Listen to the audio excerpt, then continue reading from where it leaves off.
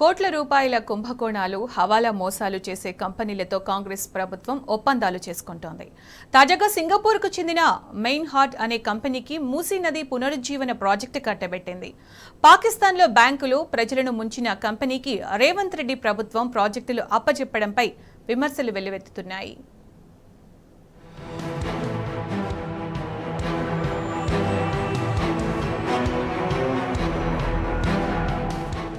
పాకిస్తాన్లో కొన్ని వేల కోట్ల కుంభకోణాలు, హవాలా మోసాలకు పాల్పడిన మోయిన్ హార్ట్ సంస్థ మూసీ నది పునరుజ్జీవ ప్రాజెక్టును చేపట్టేందుకు ముందుకొచ్చింది. సీఎం రేవంత్ రెడ్డితో సమావేశమైన సంస్థ సీఈఓ ఉమర్ షెహాజాద్ తమ గ్రూప్ చేపట్టిన పనులపై పవర్ పాయింట్ ప్రజెంటేషన్ ఇచ్చారు. మూసీ రివర్ ఫ్రంట్ ప్రాజెక్టును చేపట్టేందుకు తమ ఆసక్తిని వ్యక్తపరిచారు. అంతర్జాతీయంగా నేర చరిత్ర కలిగిన సింగపూర్కు చెందిన ఓ సంస్థ హైదరాబాద్ లో ప్రతిష్టాత్మకంగా ప్రాజెక్టును చేపట్టేందుకు ముందుకు రావడం, ఆ సంస్థ ప్రతినిధులతో స్వయంగా ముఖ్యమంత్రి సమావేశం కావడంపై విమర్శలు వినిపిస్తున్నాయి.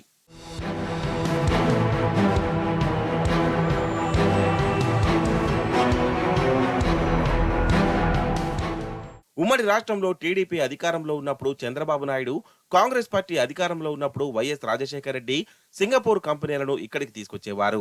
కానీ అలాంటి కంపెనీలు మన దగ్గర ప్రాజెక్టులు పెట్టిన దాఖలాలు లేవు. కోట్ల రూపాయల ప్రజాధనం వృధా తప్ప దాంతో ప్రజలకు ఒరిగిందేమీ లేదు. ఇప్పుడు మూసీ ప్రాజెక్టును కూడా సింగపూర్ కంపెనీకి సర్కార్ ఇస్తామనడం పైన అవే సందేహాలు వ్యక్తమవుతున్నాయి.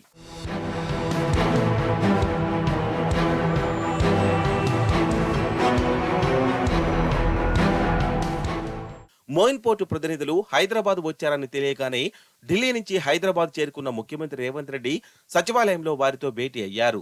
ఈ సందర్భంగా హైదరాబాద్ భవిష్యత్తు అవసరాలకు అనుగుణంగా నమూనాలు రూపొందించాలని సీఎం ఆ కంపెనీ ప్రతినిధులను సూచించారు. మూసీ రివర్ ఫ్రంట్ డెవలప్మెంట్ నమూనాలను రూపొందించాలని సూచించారు.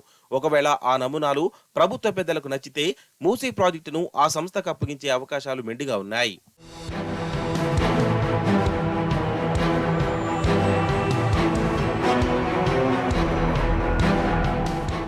పొరుగు దేశంలో ఎన్నో మోసాలు, కుంభకోణాలకు పాల్పడిన సంస్థ గురించి తెలుసుకోకుండానే ఇటు అధికారులు, అటు ప్రభుత్వ పెద్దలు దానిని హైదరాబాద్కు ఆహ్వానించారా, లేక పాకిస్తాన్లో జరిగిన మోసాలను ఇక్కడ అనుమతించి ప్రజాధనాన్ని కొల్లగొట్టి వాటాలను పంచుకోవాలన్న ఉద్దేశం ఏమైనా ఉందా అంటూ పరిశీలకులు సందేహాలు వ్యక్తం చేస్తున్నారు.